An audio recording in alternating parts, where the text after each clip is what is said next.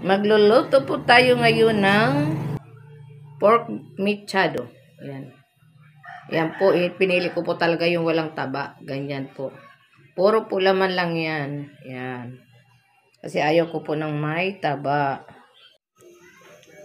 Ayan po, maglalagay na po tayo ng mantika muna.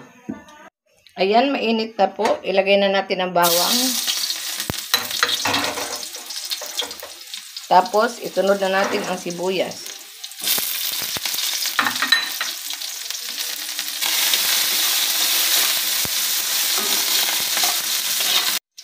At ilagay na natin ang baboy.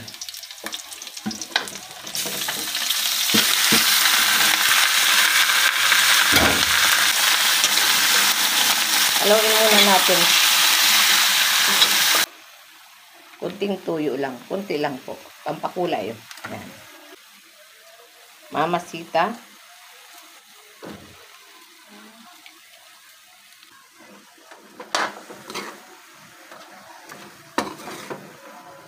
Hayaan natin siya lumambot. Yan. Tatakpan muna para maluto muna yung baboy. Ayan. Ilagay na natin ang carrots at patatas.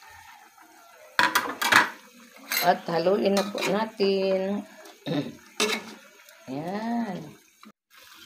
Haluin po natin kasi nilagyan natin ang paminta. Tapos, ilagay na natin yung, gusto ko kasi may rino siya para masarap. Ayan.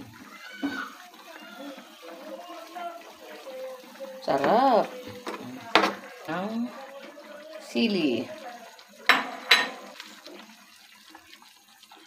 UFC mechado recipe.